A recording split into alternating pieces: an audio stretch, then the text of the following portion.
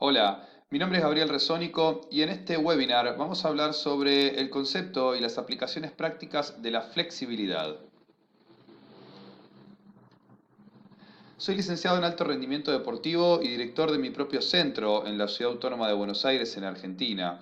Hace aproximadamente 15 años que me dedico al entrenamiento, tanto en el área del fitness como de la rehabilitación y también en distintos deportes, habiéndome especializado en los deportes de combate. Soy autor del libro Optimización del rendimiento en deportes de combate, un abordaje metodológico basado en la ciencia. Cuando yo era chico comencé con las artes marciales cuando tenía aproximadamente 15 años y me acuerdo que en ese entonces me interesé mucho por el entrenamiento de la flexibilidad. Recuerdo haber ido a una librería y haber comprado mi primer libro sobre esta capacidad, del cual todavía me acuerdo el título, se llamaba Estirándose con Bob Anderson, un libro que era muy práctico, tenía poca teoría. Yo practicaba, como les dije, artes marciales y buscaba adquirir patadas y poder llegar con la pierna bien alto.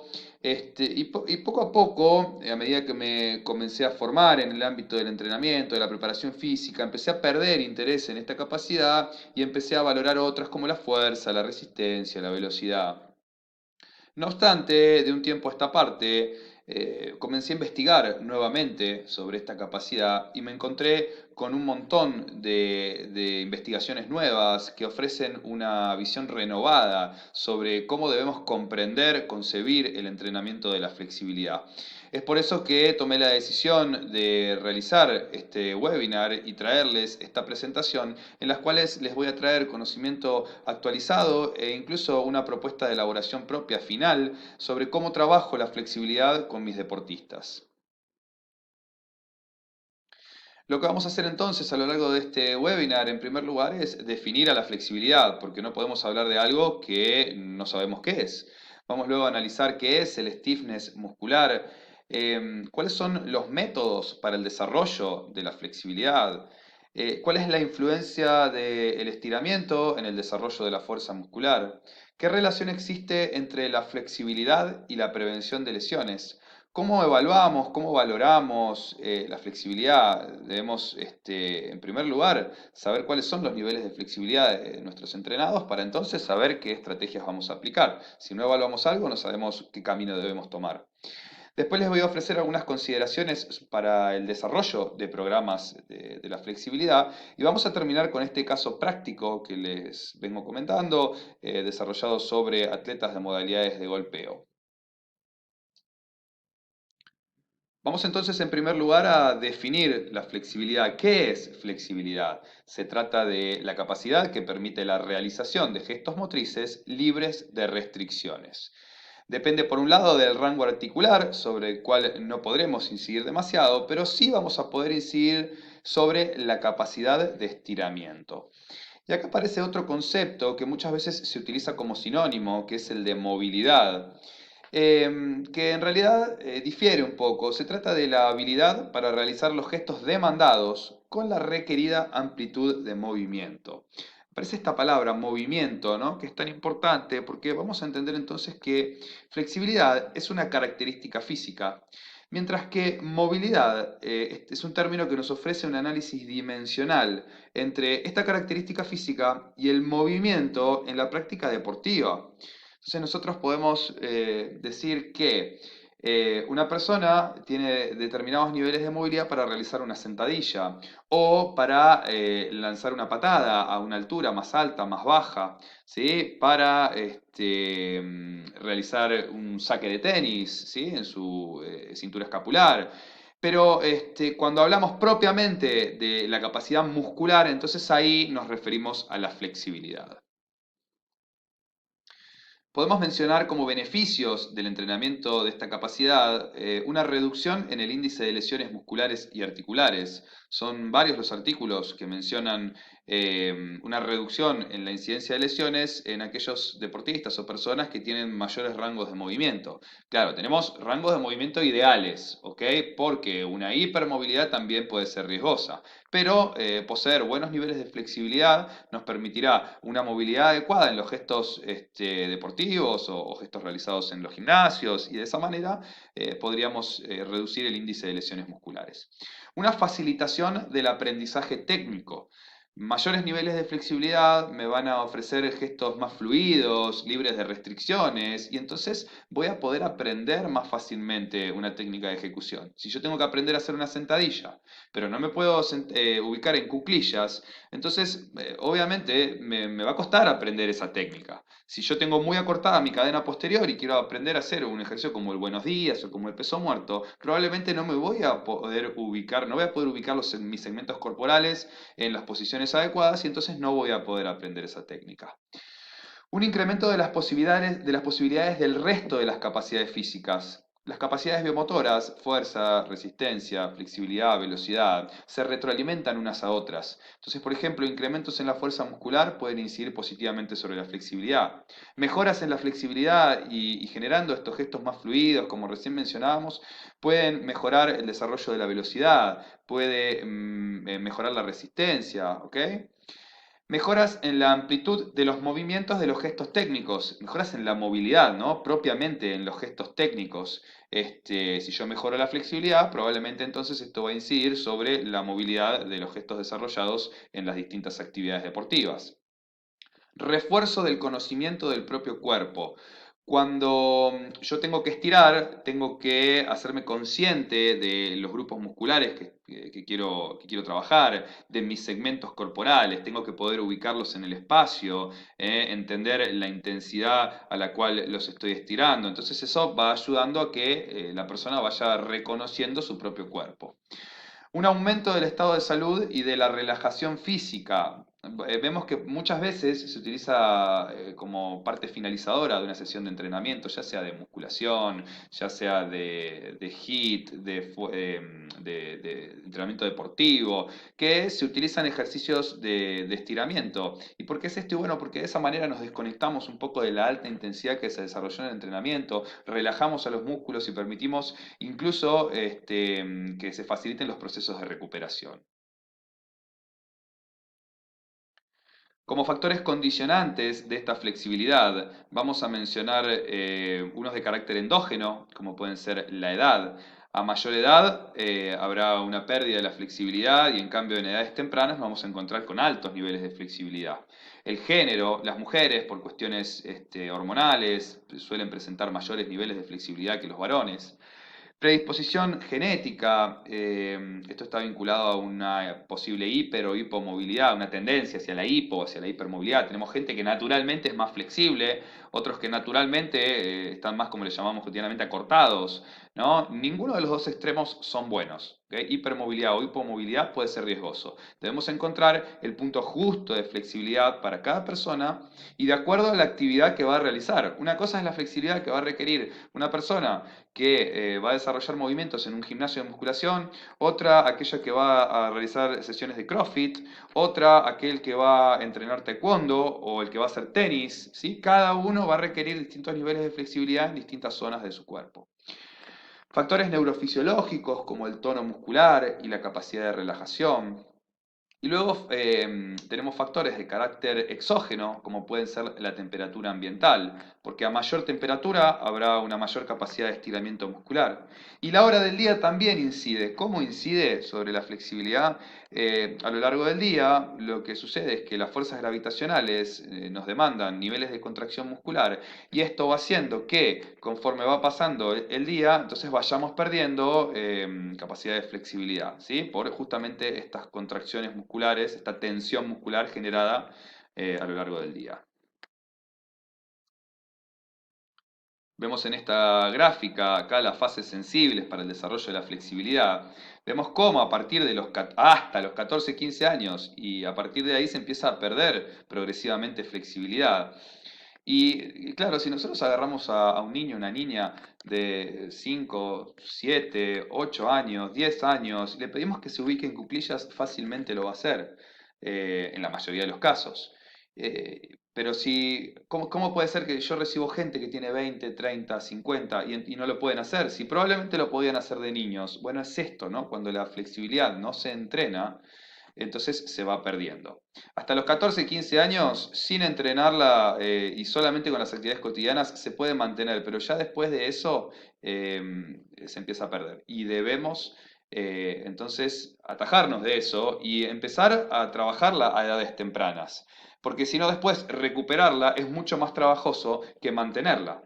Entonces, si nosotros tenemos a cargo nuestro, entrenamos grupos de niños, lo ideal sería empezar a trabajar la flexibilidad. Obviamente a muy baja intensidad, porque ellos ya son muy flexibles y con muy poco van a ganar rango articular.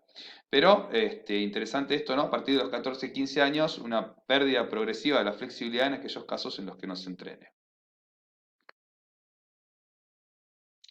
Vamos a analizar ahora el stiffness muscular. ¿Qué es stiffness? Se trata de la resistencia de las estructuras a la deformación. Es una medición muy importante para conocer los niveles de flexibilidad que se puede realizar tanto de forma pasiva como activa. De forma pasiva lo vamos a medir a partir de un torque pasivo que se genera sobre una articulación y entonces se va a generar una curva como esta, carga elongación o carga deformación, donde a medida que se va aplicando una carga se va generando una deformación hasta que nos encontramos con esta pendiente pronunciada y en este punto es donde nos encontramos justamente con esto, ¿no? Con el punto de mayor resistencia de las estructuras a continuar deformándose. En cambio, de manera activa, el stiffness se mide aplicando una carga sobre un músculo que está previamente contraído y en lugar de tener una curva carga elongación o carga deformación tendríamos una curva fuerza-tiempo.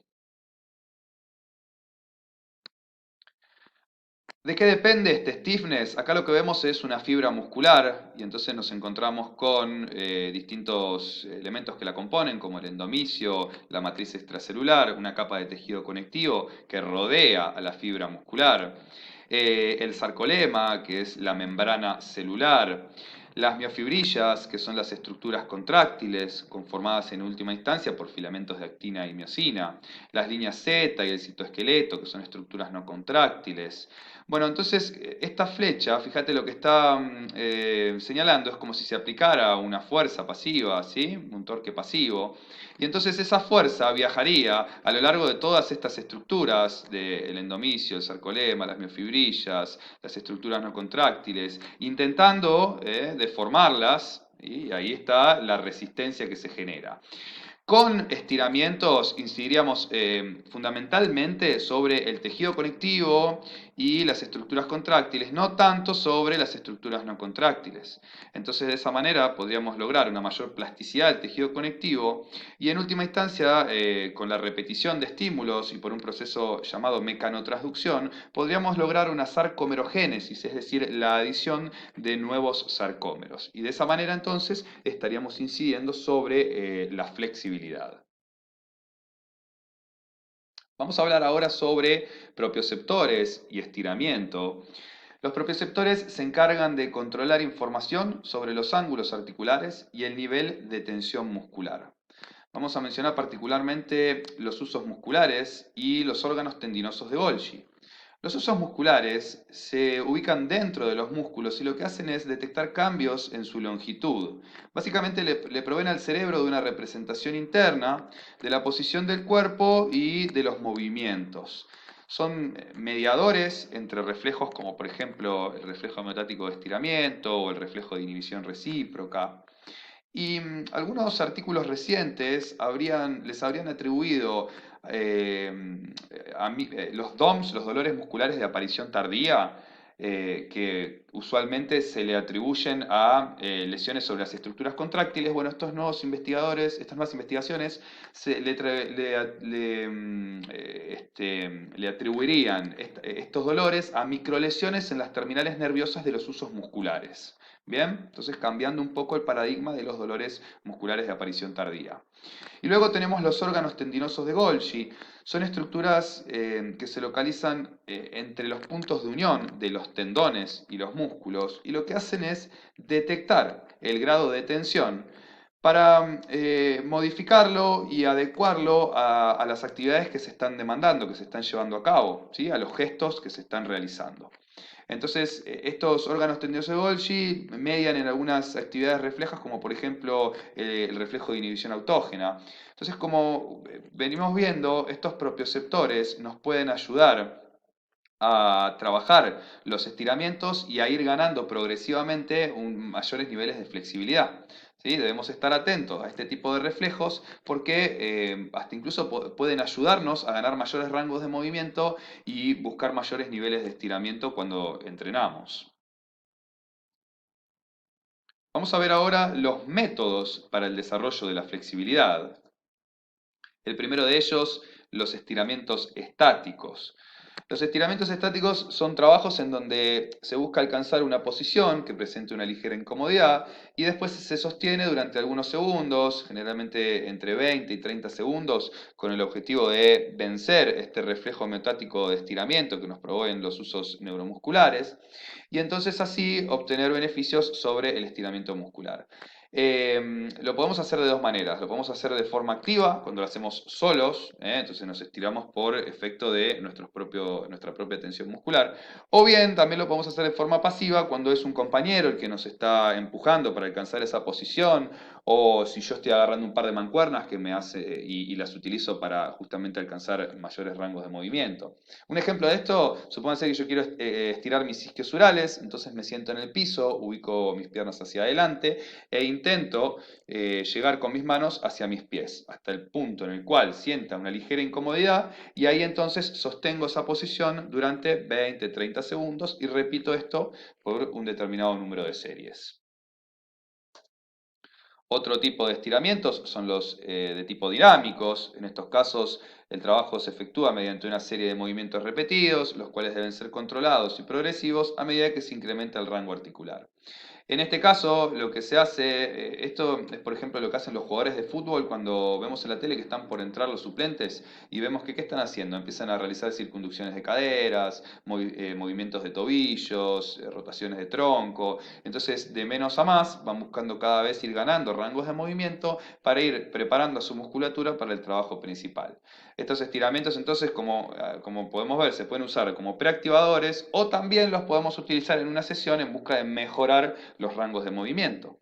Por ejemplo, los taekwondistas también acá ven que hay una persona lanzando una patada, taekwondo, karate, kung fu, kickboxing, muay thai, cualquier actividad donde se realicen patadas, muchas veces lo que se hace es en las entradas en calor, se van lanzando patadas cada vez más intensas, buscando cada vez llegar más alto. Otra manera de estirar de forma dinámica. ¿Sí?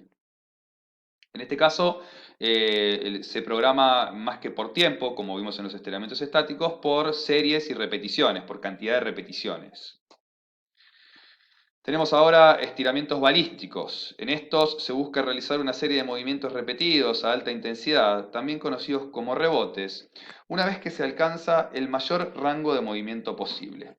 Acá entonces lo que aparece es, ¿vieron cuando vimos los estiramientos estáticos? Nosotros buscábamos alcanzar una posición y quedarnos en ese, cuando nos generara una leve incomodidad. Bueno, acá, en ese punto donde nos genera un poco de incomodidad, empezamos a hacer rebotes hacia adelante y hacia atrás, buscando aumentar el rango de movimiento que se pueda alcanzar. La verdad es que este tipo de estiramiento es muy intenso, es riesgoso y hasta incluso podría perjudicar el posterior desarrollo de la fuerza muscular, con lo cual personalmente no lo utilizo y desanimo a que lo utilicen también. Y por último tenemos la facilitación neuromuscular propioceptiva, también conocida como FNP, que se trata de un tipo de entrenamiento de la flexibilidad desarrollado en el ámbito de la fisioterapia, en el cual se combinan estiramientos y contracciones de los músculos. Acá lo que se busca es aprovechar las funciones de los propioceptores que ya mencionamos para obtener así mayores beneficios sobre los estiramientos. Vamos a ver entonces que tenemos dos variantes. Una de ellas va a tratar de hacer uso de los reflejos de los órganos tendinosos de Golgi y otro sobre aquellos de los usos musculares. El primero se llama estiramientos, tensión, relajación agonista. En este caso lo que se hace es, se busca un estiramiento, después se realiza una tensión isométrica de la musculatura agonista, la que se está queriendo estirar, y después se afloja esa tensión y se busca un poco más de rango de movimiento para sostener esa posición durante un periodo de tiempo determinado. Acá tenemos un ejemplo. Vemos a una persona que está tendida en el piso y tiene a una compañera que le está levantando la pierna, está buscando estirar sus isquiosurales, entonces lo está haciendo de manera pasiva. Y entonces esta persona haría lo siguiente, iría levantando su pierna hasta que se encuentre con una ligera incomodidad. En ese momento generaría una tensión fuerte de sus isquiosurales, la musculatura agonista, la que está intentando estirar, durante 4 a 6 segundos. Después aflojaría esa tensión y le pediría a su ayudante que buscara un poco más de rango de movimiento para sostenerlo durante unos 20-30 segundos. Esto se puede repetir unas 2-3 veces en la misma serie. Y lo que se hace acá, lo que se busca es a partir de esa tensión de la musculatura agonista, incidir sobre el reflejo de inhibición autógena que nos proveen los órganos tendinosos de Golgi. Entonces, posterior a esa contracción muy fuerte, lo que se va a generar es una relajación de esa misma musculatura, lo cual nos va a permitir alcanzar un mayor rango de movimiento, incidiendo positivamente sobre el estiramiento muscular. La otra variante son los estiramientos tensión-relajación antagonista. En este caso, lo que se hace es, también, se busca, tenemos en el ejemplo, de forma pasiva, una persona está generando una abducción de pierna, buscando estirar sus aductores. Entonces va a llegar un momento en el cual va a sentir una ligera incomodidad, va a generar una contracción acá de su musculatura antagonista, o sea, de sus abductores, de sus abductores, durante unos 4 a 6 segundos. Luego va a soltar esa contracción y después el ayudante lo va a ayudar a buscar un poco más de rango de movimiento sobre sus aductores y va a sostener esa posición durante unos 20-30 segundos. Acá entonces lo que se busca es el reflejo que nos proveen los usos neuromusculares, el reflejo de inhibición recíproca, donde a partir de la activación, esta fuerte activación de la musculatura antagonista, se relaja el músculo que nosotros estamos queriendo estirar, el músculo agonista. ¿Sí? Entonces, dos caminos para, a partir de los propioceptores, poder incidir positivamente sobre el estiramiento. Y acá, traído del libro de Kim, Flexibilidad Extrema, nos ofrece una progresión para ir llevando los distintos métodos de entrenamiento de la flexibilidad. Entonces se nos propone en una primera instancia comenzar en niveles de iniciación deportiva con estiramientos estáticos. Con las personas que recién arrancan, que no tienen experiencia en el entrenamiento de la flexibilidad, se recomienda entonces arrancar con estos estiramientos que son de baja intensidad. ¿Sí? Que son simples. De hecho, nosotros en un gimnasio, cuando vemos a la gente estirar, la mayoría de las veces están haciendo esto, ¿no? Buscan una posición y se quedan ahí durante algunos segundos. Esto es algo que hacemos naturalmente. Cuando alguien piensa en estiramiento, lo primero que piensa es en esta situación, que son las de menor complejidad y las de menor intensidad.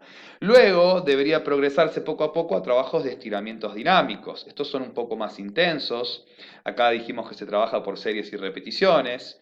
Y finalmente, cuando ya tenemos una base de trabajo sobre los estiramientos estáticos y dinámicos, pasaríamos a agregar variantes de FNP, con deportistas avanzados, con personas que ya tienen experiencia en entrenamiento de la flexibilidad. ¿Cuál de las dos variantes? Bueno, ambas. Podríamos utilizar en algún periodo tensión-relajación agonista, en otro periodo tensión-relajación antagonista, y con una persona que ya incluso tiene experiencia en entrenamiento de FNP con ambos métodos, podríamos hasta mezclarlos y utilizar los dos métodos juntos, combinados en distintas sesiones. ¿Sí? Acá hay que ser creativo, pero preferentemente respetando esta secuencia. ¿Sí? Primero estiramientos estáticos, una vez que ya se aprovechó los beneficios de este tipo de estiramientos dinámicos, cuando ya logramos aprovechar los beneficios de los estáticos y los dinámicos, FNP. ¿Bien? Bueno, vamos a hablar ahora de la influencia de los estiramientos en el desarrollo de la fuerza. Y para eso les he traído algunos artículos académicos. En primera instancia, vamos a hablar sobre la influencia de los estiramientos sobre los niveles de somatomedina C o factor de crecimiento insulínico tipo 1. Este es un agente anabólico que tiene gran incidencia sobre los procesos de recuperación y la hipertrofia muscular. Entonces, en este estudio lo que se hizo fue, se dividió en 3 grupos una muestra de participantes. El primer grupo realizaba estiramientos estáticos previo a un trabajo de fuerza. Otro grupo realizaba ejercicios de estiramiento estático entre series de trabajo de fuerza, es decir, realizaban, por ejemplo, una serie de banco plano y en el descanso realizaban un estiramiento estático, realizaban otra serie de banco plano y un estiramiento estático. Y un tercer grupo que realizaba una activación específica para los ejercicios que se iban a realizar, una preactivación dinámica. Entonces lo que se buscó es evaluar a ver qué sucedía con la fuerza muscular y los niveles de somatomedina C. Y como puede verse acá en la gráfica, acá tenemos el puntito negro este que está acá, son aquellos que realizaron estiramientos estáticos previo al trabajo de fuerza. Y los niveles de somatomedina se ve que se mantuvieron casi estables. En cambio, con los que realizaron ejercicios de estiramiento estático, entre series de trabajo, hasta incluso se vieron reducidos. Pero en aquellos que hicieron una activación específica, estos niveles se vieron incrementados notablemente. Este artículo lo que nos permite considerar es que si nosotros queremos desarrollar la hipertrofia muscular, entonces tal vez mezclar los trabajos de fuerza con estiramientos, realizar estiramientos estáticos previo a estas sesiones de fuerza, no sería lo más conveniente. Tal vez deberíamos pensar qué sucede si lo realizamos al final o incluso en otras sesiones separadas del entrenamiento de la fuerza. Bien, ¿y qué sucede con los estiramientos y la resistencia muscular? En este artículo de Sa y otros del año 2015, lo que se hizo fue analizar qué sucedía ante distintos protocolos de preactivación con estiramientos estáticos, FNP, específicas, preactivaciones específicas y un grupo control que no realizaba ningún tipo de preactivación sobre distintos ejercicios de miembros inferiores, leg extension, leg curl, leg press y sentadillas en la máquina hack. Y entonces acá podemos ver que después de realizar estos protocolos de preactivación, los grupos que más cantidad de repeticiones pudieron generar son los de estiramientos estáticos y estiramientos específicos. ¿Sí? Estiramientos estáticos, acá estos dos que están siempre a pico, son estiramientos estáticos en negro y preactivación específica. En cambio, el grupo de FNP se vio reducido notablemente con respecto a las otras variantes de preactivación y esto claro, FNP es un método donde se genera una contracción muy fuerte de los grupos musculares, es un estiramiento muy intenso y que entonces, como este artículo nos está demostrando, que podría incidir de manera negativa sobre la resistencia muscular. Si nuestro objetivo es potenciar la resistencia, entonces deberíamos optar preferentemente por una activación específica o de última, bueno, hemos visto que los estiramientos estáticos dentro de una preactivación también no generarían un perjuicio al menos, ¿sí? Y estarían cerca de los niveles alcanzados con esta preactivación específica. Bien, ¿qué pasa con los estiramientos y la fuerza reactiva sobre la capacidad del salto? Bueno, en este estudio de Werstein y Lund del año 2012 realizado sobre atletas mujeres de fútbol y rugby, se estudió qué pasaba con el índice de fuerza reactiva, que se calcula a partir de la división entre el tiempo de vuelo y el tiempo de contacto. En tres grupos, uno de ellos realizaba una entrada en calor general, otro realizaba estiramientos estáticos y otro estiramientos dinámicos. Acá tenemos entonces, en la primera gráfica, el índice de fuerza reactiva, en la segunda, el tiempo de vuelo y en la tercera, el tiempo de contacto. Y tenemos entonces los tres grupos, el grupo que realizó una entrada en calor general, un estiramiento estático y un estiramiento dinámico. Y lo que podemos ver es que los que realizaron estiramientos dinámicos en su preactivación, las que realizaron estiramientos dinámicos en su preactivación, obtuvieron un índice de fuerza reactiva mucho mayor, mayores tiempos de vuelo, con lo cual probablemente alcanzaron alturas más altas y también menores tiempos de contacto. Así es que cuando en nuestras sesiones de entrenamiento vamos a incluir entrenamientos pliométricos o si trabajamos con alguien que realiza algún deporte como puede ser vóley o básquet, donde el salto es determinante del rendimiento, entonces la inclusión de protocolos de estiramiento dinámico podría favorecer el desarrollo de los gestos posteriores. ¿Bien?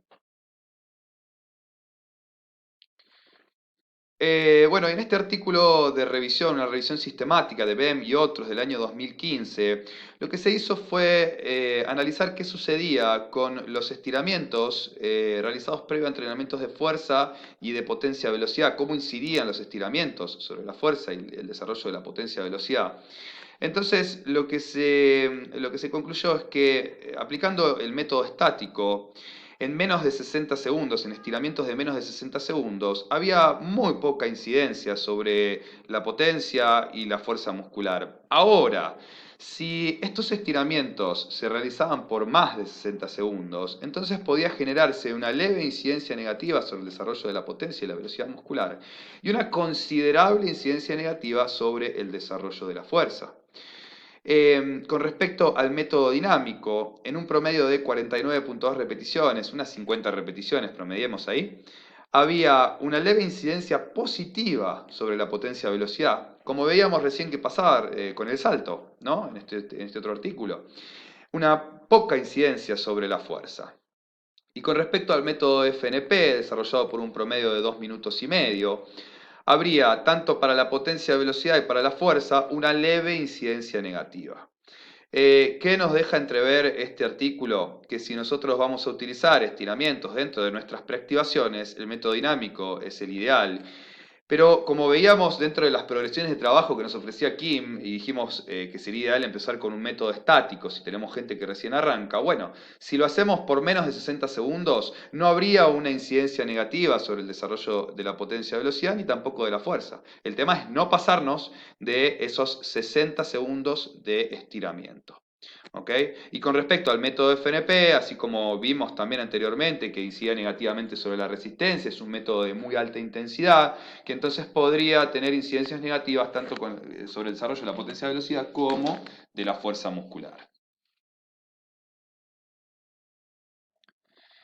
Y acá, tomado de este artículo de Chabén y otros del año 2019, bastante contemporáneo, una línea temporal que me parece muy interesante sobre los efectos del estiramiento estático, cómo fue cambiando la concepción de la utilización de estiramientos estáticos a lo largo de los años, desde mitad del siglo pasado, cuando se consideraba que este tipo de estiramientos mejoraba la performance y que debía usarse dentro de las entradas en calor, que reducía la posibilidad de que se generara una lesión. Eso era lo que se decía a mediados del siglo pasado. Pero después, a fines del siglo pasado, por acá, fines de los años 90, principios del año 2000, entonces, lo que se decía era que los estiramientos estáticos empeoraban la performance deportiva y que entonces no deberían utilizarse. Se pasó de un lado a otro completamente opuesto de la balanza, ¿no?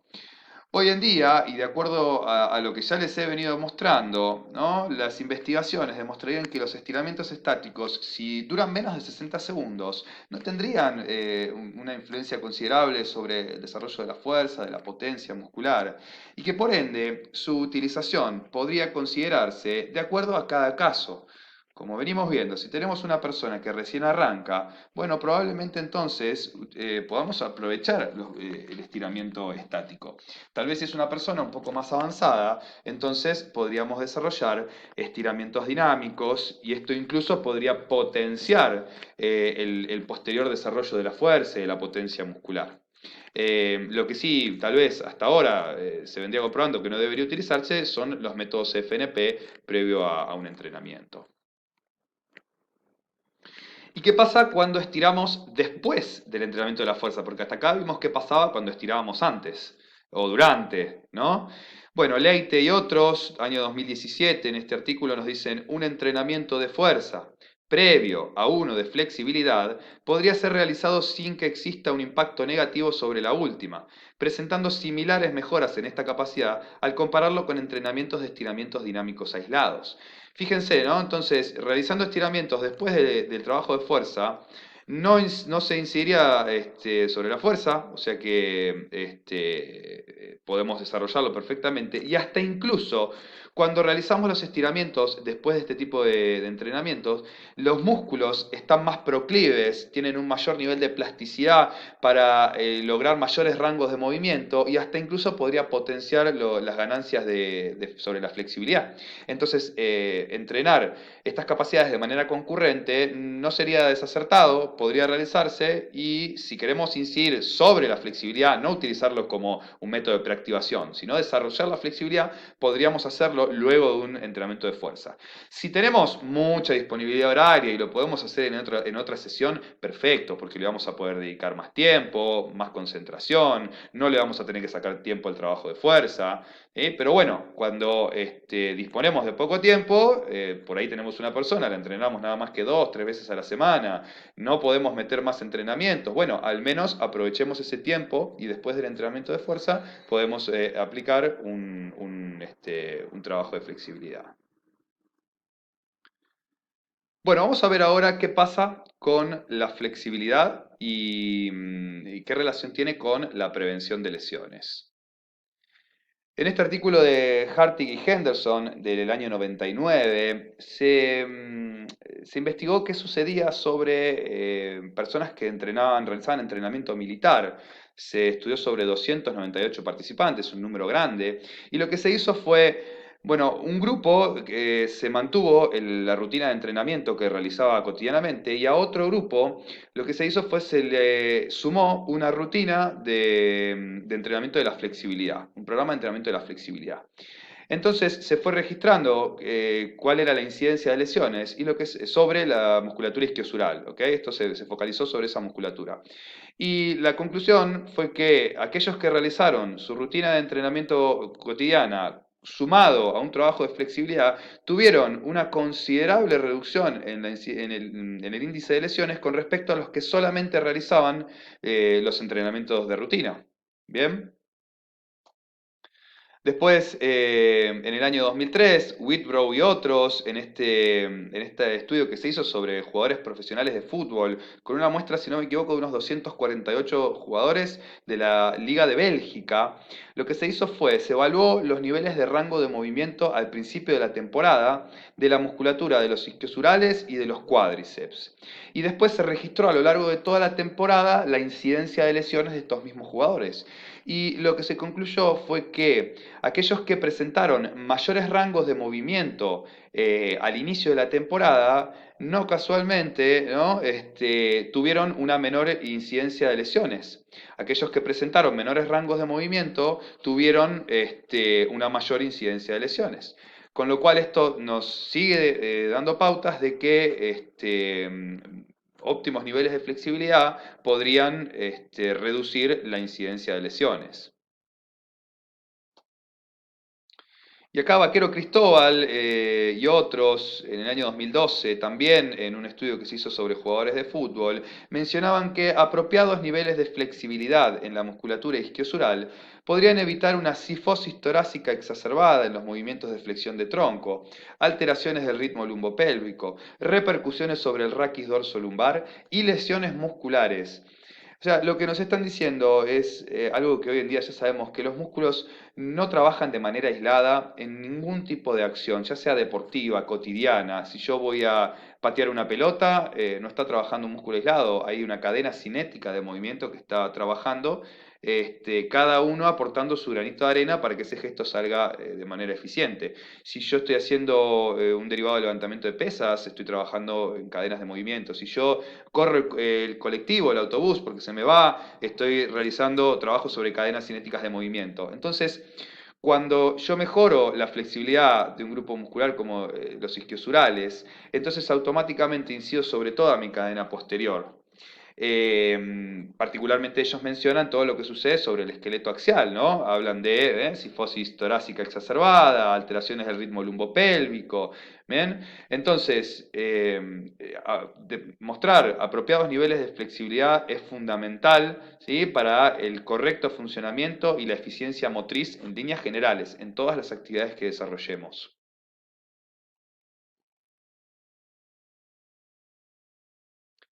Bien, y vamos a ver ahora cómo podemos evaluar la flexibilidad. Es fundamental evaluar algo y si no lo valoramos, no podemos saber si los niveles son apropiados o no, si tenemos que desarrollarlo. Entonces, siempre debemos evaluar algo para entender cuál es el camino que vamos a seguir. Si no lo evaluamos, no sabemos para dónde ir. El objetivo de evaluar la flexibilidad en todos los casos será la medición del rango de movimiento, lo que vendría determinado por la posición relativa de dos segmentos corporales relacionados por un punto en común. Entonces nosotros para valorar cuáles son los niveles de flexibilidad lo vamos a hacer a partir de ver de la medición de los rangos de movimiento de las distintas articulaciones y entonces de esa manera podemos inferir sobre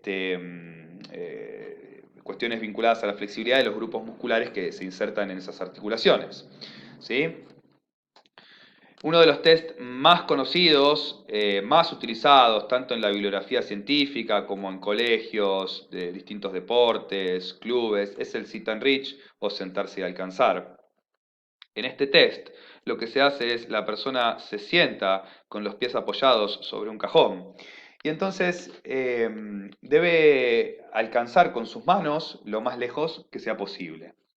Este tipo de test, si bien es muy útil, también deja de lado a un montón de articulaciones, porque solamente acá se está valorando lo que sucede con la cadena posterior, con justamente los isquiosurales, los gemelos, los extensores de columna, pero se dejan de lado todo lo que tiene que ver con las articulaciones de los hombros, de las muñecas, de los tobillos. Bien, no obstante, y como es tan utilizado, yo les voy a contar de qué se trata, el sit and reach original, se ubicaba el punto cero a 26 centímetros del cajón, entonces la persona empujaba esta regla hasta alcanzar una determinada medida y sostener ahí por un par de segundos. Ahora, este test original no contemplaba las diferencias en los largos de las extremidades de las personas, ¿no? Porque algunos pueden tener brazos más largos, otros más cortos, lo mismo con las piernas, el tronco. Entonces, lo que se hizo fue una modificación de este test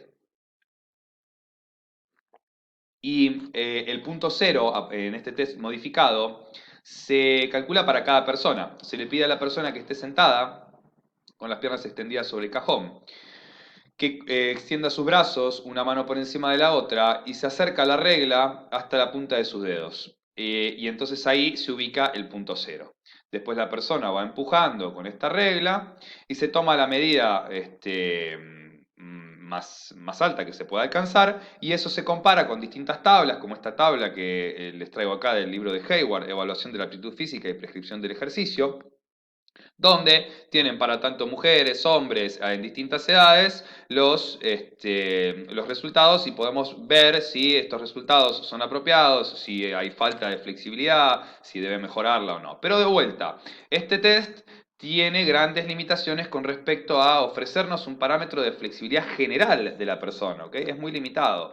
Entonces yo les traigo esta otra propuesta que es el FlexiTest, una propuesta de Araujo, donde lo que se hace es evaluar 20 movimientos articulares. Acá podemos ver en el cuadro de la izquierda, dorsiflexión de tobillo, flexión plantar de tobillo, flexión de tronco, flexión lateral de tronco, extensión de la muñeca, flexión de la muñeca, extensión posterior del hombro, rotación lateral del hombro. Tenemos sobre un montón de articulaciones. Y lo que se va haciendo es lo siguiente, el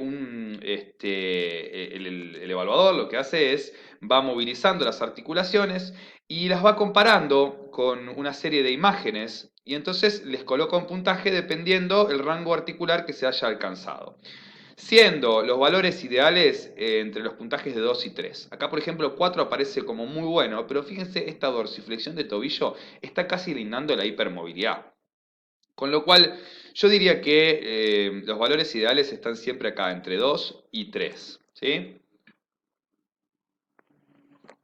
Este test lo que tiene de interesante, además de permitirnos valorar cada articulación por separado, tiene una base normativa muy alta, lo que le da una gran fiabilidad, porque en el libro tiene un montón de cuestiones que deben considerarse para su aplicación, está muy bien desarrollado. Hay bases de datos con una gran cantidad de evaluaciones realizadas sobre diferentes poblaciones, desde poblaciones generales hasta deportistas, y nos permite incluso, por la sumatoria de todos los resultados de cada una de las articulaciones, llegar a un flex index, que se le llama, que nos permite valorar el estado general de flexibilidad de la persona.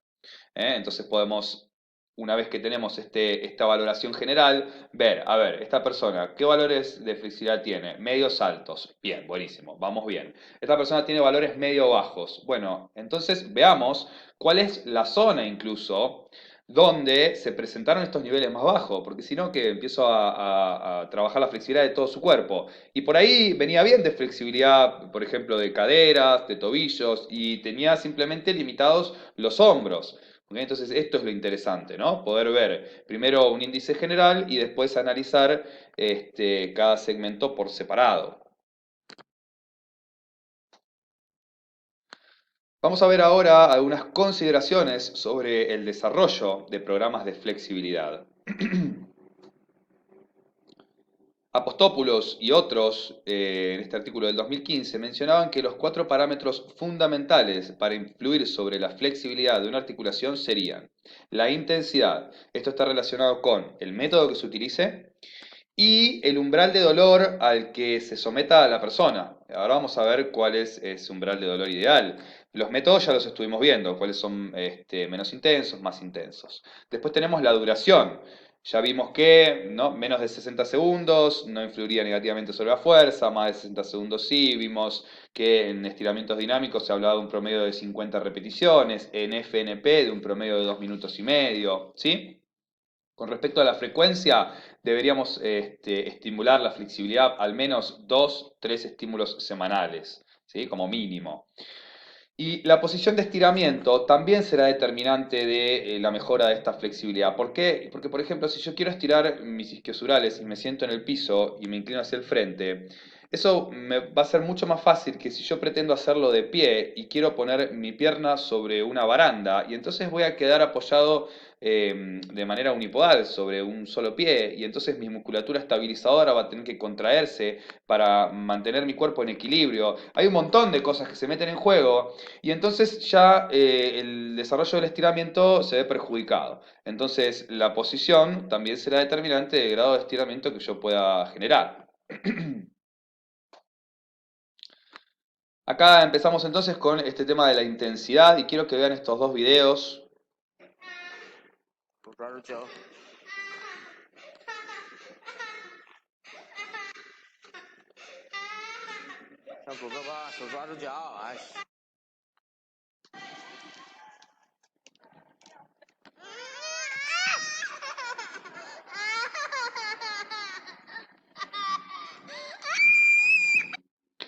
Yo ya lo vi varias veces y la verdad que ya no me siento tan mal, pero las primeras veces que lo vi, la verdad, me dolía a mí y me hacía sentir muy mal por estos nenes. Y esto es algo que se ve muy seguido. Si entramos a YouTube podemos encontrar videos a rolete de esto. Y la verdad es que fíjense lo que nos menciona Apostopoulos, dice, y otros, se ha demostrado que tanto trabajos con un bajo umbral de dolor como aquellos con uno elevado habrían generado significativas y similares mejoras en la flexibilidad. O sea, esto es totalmente innecesario. La gente muchas veces se obliga a alcanzar, ¿viste? O a soportar altos umbrales de dolor mientras se está estirando, y esto verdaderamente perjudica la adherencia a los programas de entrenamiento, porque la verdad es que a nadie le gusta sentir dolor, excepto que sea un poco masoquista, ¿no? Pero ya sabemos entonces que con bajos umbrales de dolor podemos alcanzar mejoras sobre la flexibilidad. Hay que sentir una ligera molestia, ¿estamos? Porque si no, sí, no estamos estirando, pero es una ligera molestia. Bajo ningún punto de vista tenemos que llegar a estos niveles. Y mucho menos con niños que, como vimos, ya están en fases sensibles para el desarrollo de la flexibilidad. Entonces, con mucho menos probablemente también alcanzarían muy buenos niveles. Bueno, ¿y qué sucede con la duración del plan de entrenamiento? Franchini y Herrera Valenzuela, en un artículo reciente del año 2021, donde hablaban sobre el desarrollo de la flexibilidad para atletas de deportes de combate, mencionaban que se requerirían 4 a 6 semanas para obtener mejoras significativas. Es decir que Al menos, y yo les diría entre 6 y 8 semanas, debería contemplarse un plan de entrenamiento de la flexibilidad. Menos de eso, no podríamos evidenciar mejoras. Y a otro tema importante, fíjense, provocando una interrupción de 4 semanas en el programa de entrenamiento, el restablecimiento a los niveles iniciales. O sea que si yo vengo entrenando la flexibilidad, la entreno 4 semanas y abandono otras 4, volví al inicio. Es como si no hubiera hecho nada. ¿Ok? Entrené 6, 8 semanas, corté 4 semanas, volví al inicio. ¿Sí? La realidad es que la flexibilidad es algo que hay que mantenerlo. ¿Sí? Luego, si yo quiero ganar, tengo que ir un escalón más arriba. Pero si no la trabajo, y como ya venimos viendo, voy a ir perdiéndola. Y otra herramienta que nos puede servir como estrategia para atenernos al principio de variabilidad, por ejemplo, es la utilización de los foam roller, de la autoliberación miofacial, los rolos miofaciales. En este estudio realizado por Juncker y Stogel del año 2015, lo que se hizo fue, se utilizó un protocolo para mejoras en la flexibilidad de 4 semanas utilizando un foam, y aplicando autoliberación miofascial. Con otro grupo se utilizó FNP y otro grupo no realizó estiramientos. Y entonces fíjense que hubo significativas mejoras en los rangos de movimiento, obviamente para el de FNP mayores, pero para los que utilizaron el FOAM también se mejoró la flexibilidad. Con lo cual, por ejemplo, si quisiéramos mantenerla o si quisiéramos sumarla también como otra estrategia más, ir variando los medios, a veces nos puede servir también para mantener la adherencia a los planes de entrenamiento. Así que una buena estrategia, la utilización de foam rollers y la autoliberación miofascial. Y acá, adaptado de Lima y otros, año 2017, lo que nos decían en un artículo desarrollado sobre entrenamiento en Brasil en Jiu-Jitsu es que para lograr buenos resultados sobre el entrenamiento de la flexibilidad, este debería estar periodizado. Y debería seguir los mismos criterios que se utilizan para otras capacidades, como para el desarrollo de la fuerza, la resistencia. Entonces, así como programamos con cargas lineales, con cargas ascendentes, o realizamos semanas de recuperación, de la misma manera deberíamos pensar en entrenamiento de la flexibilidad. Entonces, fíjense este ejemplo donde tenemos 3 estímulos semanales, una frecuencia de 3 sesiones semanales durante un periodo de 8 semanas. Las primeras 2 semanas se propone realizar 2 series de 4 ejercicios. Las semanas 3 y 4 se propone realizar 2 series de 6 ejercicios. Las semanas 5 y 6, 2 series de 8 ejercicios. Y las semanas 7 y 8, 3 series de 8 ejercicios. Entonces, progresivamente lo que se va haciendo acá es ir aumentando el volumen de trabajo, respetando el principio de sobrecarga progresiva, y así buscando incidir positivamente sobre la capacidad de flexibilidad. Bueno, y como les comenté al principio, yo me dedico al entrenamiento, a la preparación física en deportes de combate. Tengo particularmente muchos atletas en modalidades de golpeo, de boxeo, muay thai. Y entonces lo que hice fue realizar una evaluación y una puesta en práctica de un modelo de periodización del entrenamiento de la flexibilidad, del cual les traje para mostrarles. Entonces, primero, el primer paso, como ya les dije, es evaluar. Siempre debemos evaluar para saber a dónde estamos. En este caso es un ejemplo en deporte, pero esto lo pueden aplicar perfectamente para el área del fitness o de cualquier actividad que desarrollen vinculada con el ejercicio físico. Entonces, evaluamos. Acá utilicé FlexiTest, están los 20 test sobre los distintos rangos, sobre distintas articulaciones. Acá tenemos los 12 deportistas, son 8 de boxeo y 4 de Muay Thai con distintas edades, hombres y mujeres.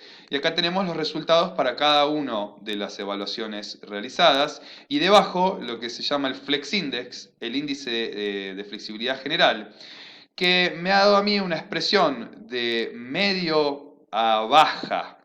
Entonces, cuando yo encontré que tenía expresiones de medio a bajas, a bajas, dije, bueno, ¿a dónde están ubicados los problemas? A ver si había algún tipo de regla general o de zona comprometida generalizada sobre los deportistas. Entonces establecí las medias para cada una de las evaluaciones y desarrollé estas gráficas Entonces acá lo que ven son los promedios de flexibilidad para cada una de las evaluaciones, de la 1 a la 20. Los colores son las distintas zonas sobre las que se enfocan estas evaluaciones. Entonces, por ejemplo, el color marrón, acá aparece, es la zona del tobillo. Color verde, la rodilla. Color celeste, las caderas. Color piel, ¿no? El tronco. Color rojo, la muñeca. Color gris, el codo. Y en color amarillo, los hombros.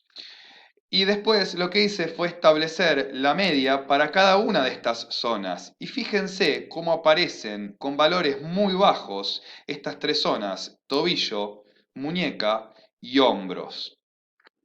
Claro, esto no es casual. Los deportistas de combate de golpeo realizan una gran cantidad de golpes de puño, los boxeadores incluso más que los deportistas de Muay Thai. Y esto probablemente ha ido generando adaptaciones, endurecimientos sobre estas articulaciones, muñeca, hombros y tobillos. El tema es que, si bien esta es una adaptación específica a sus deportes, ya vimos que bajos niveles de flexibilidad podrían ser causales de lesiones. Además, si nosotros mejoráramos la capacidad de estiramiento muscular, podríamos incidir positivamente, por ejemplo, sobre el CEA, el ciclo estiramiento-acortamiento, y de esa manera entonces promover el desarrollo de la potencia muscular, de la tasa de desarrollo de la fuerza explosiva. Así es que me propuse mejorar estos niveles de flexibilidad, particularmente en estas zonas, y no en el resto, porque en el resto estábamos en niveles adecuados. Y desarrollé entonces este modelo de periodización. Un modelo de periodización compuesto por dos mesociclos. El primer mesociclo, armado en base a 3 microciclos, 3 semanas de trabajo, durante los cuales desarrollan ejercicios para tobillo, hombros y muñecas. Empezarían con un ejercicio dinámico, luego estático para cada una de estas articulaciones. Y lo que podemos ver es una progresión de carga aumentando el volumen, del mismo modo que nos planteaban Lima y otros en su artículo. Entonces empezarían con 3 series, el primer microciclo de la primera semana, luego en el segundo microciclo harían 4 series del trabajo dinámico y mantendrían las 3 del trabajo estático. Para el microciclo 3 aumentarían todo a 4 series, una progresión de carga simple con un aumento del volumen. ¿Y qué pasa en el segundo mesociclo? Bueno, en el segundo mesociclo, también compuesto por 3 microciclos, modifiqué el trabajo, empezarían siempre con un trabajo dinámico y luego, en lugar de hacer un trabajo estático, harían un estiramiento de tipo FNP. Agonista y luego antagonista, ¿sí? Contracción, relajación, agonista, contracción, relajación, antagonista. Y a lo largo de los microciclos también iríamos aumentando el volumen. Tendríamos 4 series de entrenamiento dinámico y 2 series de FNP.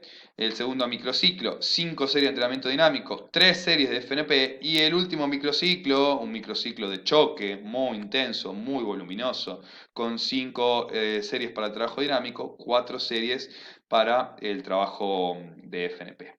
Entonces, de esta manera pueden ver que así como se periodiza la fuerza, se arma un plan de entrenamiento para la hipertrofia, para el aumento de la fuerza muscular, de la potencia, se busca mejorar el consumo máximo de oxígeno, la capacidad anaeróbica, entonces se considera siempre esto, ¿no? Alternancia de cargas, modelos de periodización, lo mismo debemos considerarlo a la hora de trabajar sobre la flexibilidad.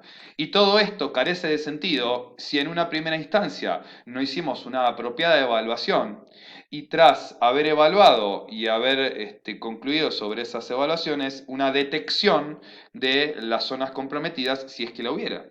Porque de golpe también podemos tener un grupo de deportistas o de personas entrenados que presentan buenos niveles de flexibilidad. Y entonces tal vez solamente con el entrenamiento de la fuerza los vamos manteniendo. Entonces yo los evalúo al inicio, los evalúo pasados 3-4 meses y veo que los niveles se mantuvieron. Los evalúo a los 3-4 meses y veo que de golpe los niveles se vieron reducidos. ¿Qué está pasando? Entonces ahí puedo hacer una revisión sobre mi trabajo o sobre la necesidad de aplicar un protocolo para el desarrollo de la flexibilidad. Bueno, esto fue todo mi trabajo, espero que les haya gustado, los saludo a todos y espero recibirlos en próximas capacitaciones.